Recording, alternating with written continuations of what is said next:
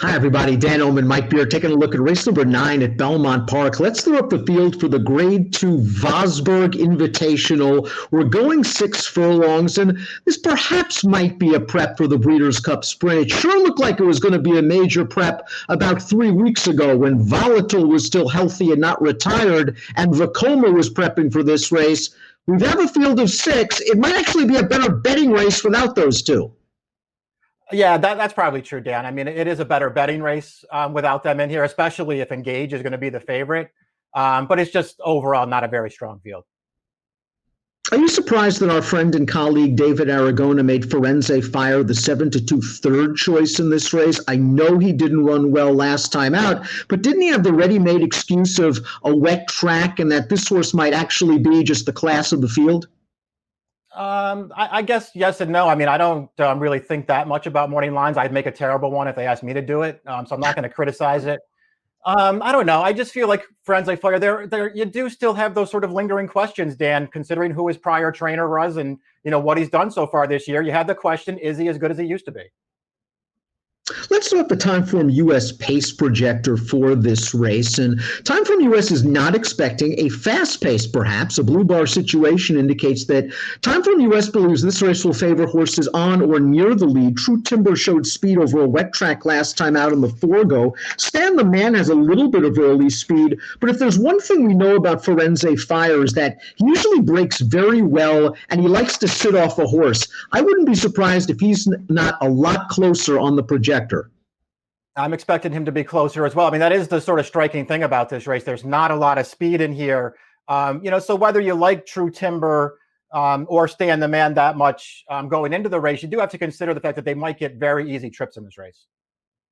Let's talk a little bit about True Timber. He's been a bit of a frustrating sort for his connections. He hasn't won a race in a couple of years, but occasionally pops a good one, like a second in the 2018 Cigar Mile, third behind Maximum Security in last year's Cigar Mile, and then this race in the Grade 1 Forgo just run in an absolute hurricane at Saratoga, where he battled complexity for the early part of this race. He's in the two-path in the white cap right now, and he's pretty game to hold the piece. Win-win-win's going to come from way out of it to win, and complexity is going to win the battle with True Timber as well as the war. But all things considered, this was a very promising performance.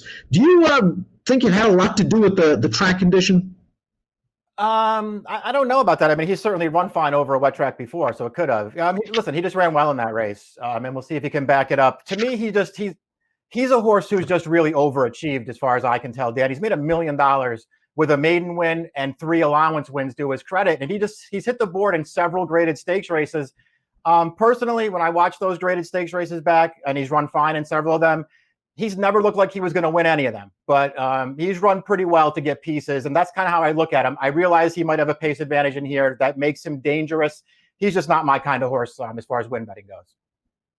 The New York bred Funny Guy, I think, has been managed beautifully by Johnny Terranova. He showed a lot of promise as a 3-year-old. They gave him plenty of time to come back this year. He won his first 2 starts very easily. And in the Forgo, not only did he have a wet track, he didn't exactly have the greatest trip in the world. I thought it was a good 4th-place finish. He's a very dangerous horse with underrated tactical speed.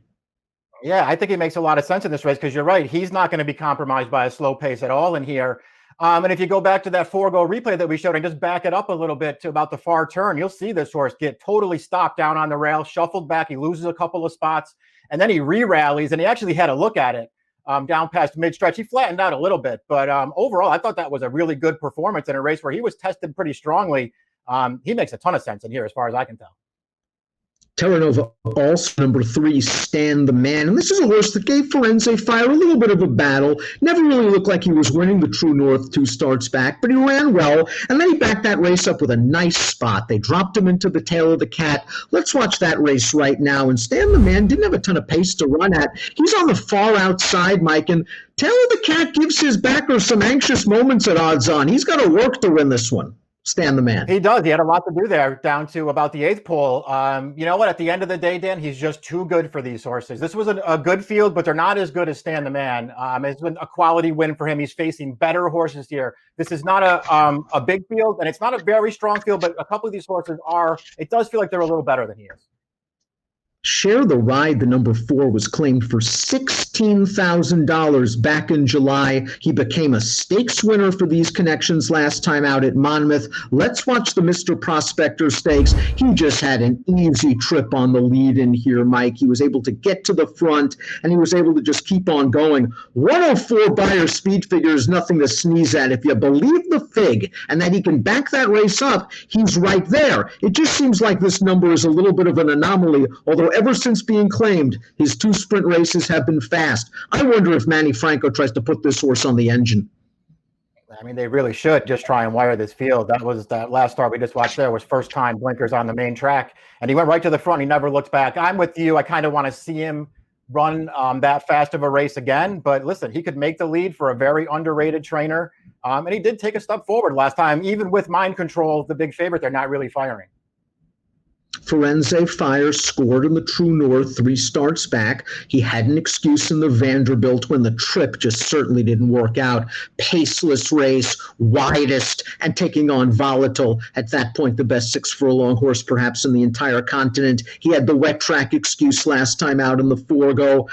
But I guess you do have the lingering question. Service trained this horse. He got very, very good, and it's not a knock on Kelly Breen, who's a fantastic trainer. Firenze Fire on his best day probably beats these horses. He's just been sort of an in and outer this year.